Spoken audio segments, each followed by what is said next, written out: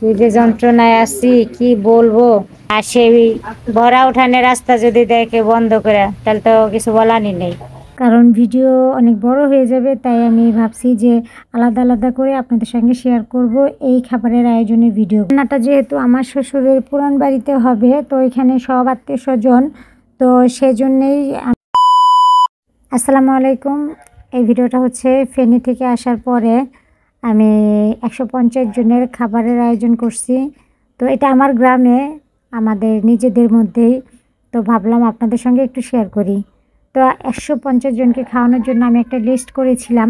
তো এই লিস্টটা মানে আমি যতটুকু করেছি তাতে বোঝা গেল আসলে মহিলাদের আইডিয়া তো একটু ভুল হয়েই থাকে। যাই হোক, 150 জনের খাবারের আয়োজন, কিন্তু আমি ভুল করে ফেলেছি, এখানে আরও অনেক কম হয়ে গেছে। তো যাই হোক, কিছু করার নেই। তারপরে আপনার ভাইয়া নিজে সব কিছু মানে রেডি করে লিখে বাবুজির কাছ থেকে সব কিছু জেনে তারপর বাজার করেছে।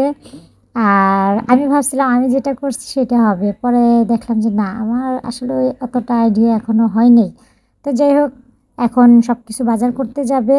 আর তার আগে আপনাদের সঙ্গে আপনাদের ভাইয়া বলতাছিল যে মুক্তি কী নিয়ে মানে লিখছি সেগুলো মানে নিয়ে আসার জন্য যা বলছিলাম। পরে সে পড়ে অনেক হাসলো আর আমাকে বলল, এখনও তোমার আইডিয়া হয় নাই, মাথায় কিছু নাই।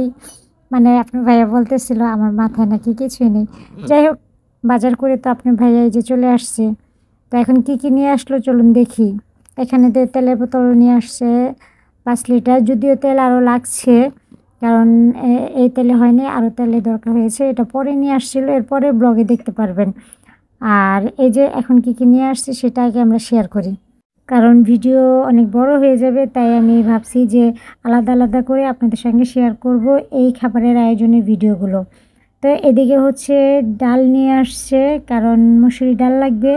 তো অনেকগুলো ডাল নিয়ে আসছে, পেঁয়াজ নিয়ে আসছে, রসুন নিয়ে আসছে, তেল নিয়ে আসছে, কাঁচা মরিচ, শুকনা মরিচ নিয়ে আসছে, জিরে নিয়ে আসছে, গরম মশলা নিয়ে আসছে, হলুদের গুঁড়া, মরিচের গুঁড়া, ধনিয়া গুঁড়ো, গরম মশলা গুঁড়া, এগুলো সব কিছু মানে যা যা আমাদের লাগছিল সব কিছু নিয়ে আসছে। তারপর হচ্ছে মুরগির মাংসের মশলা নিয়ে আসছে।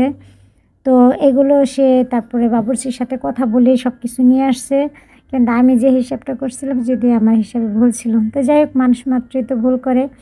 আর এদিকে হচ্ছে এই যে সব কিছু কেটে নেওয়া হচ্ছে। আর রান্নাটা যেহেতু আমার শ্বশুরের পুরান বাড়িতে হবে, তো এখানে সব আত্মীয় স্বজন, তো সেজন্যেই আমি ভাবলাম যে যেহেতু কালকে খাবারের আয়োজন, তো আজকে কিছুটা কাজ কমিয়ে রাখি।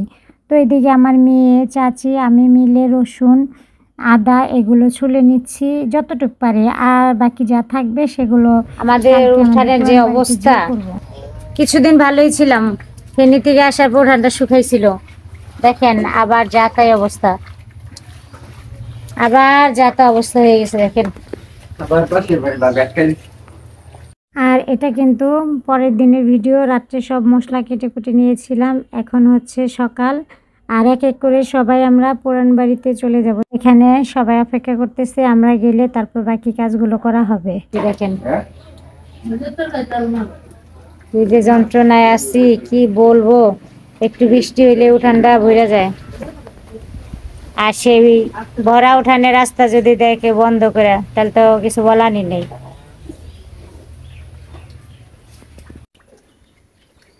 কি আর বলবো, দুঃখের কথা, খুব খারাপ অবস্থার মধ্যে আছে। বাড়িতে এসে যে এগুলো ফেস করতেছি কিছু বলার নাই। দেখ তবু দেশ নিজের বাড়ি, কষ্ট করলে থাকতে হবে। আর আমার বাড়ির অবস্থা না বুঝছিলাম, অবস্থা বেশ কিছুদিন ভালো ছিল, ফেনী থেকে আসার পর শুকিয়ে গেছিল। আবার আল্লাহ রহমতের বৃষ্টি কালকে সন্ধ্যার দিক থেকে শুরু হয়েছে,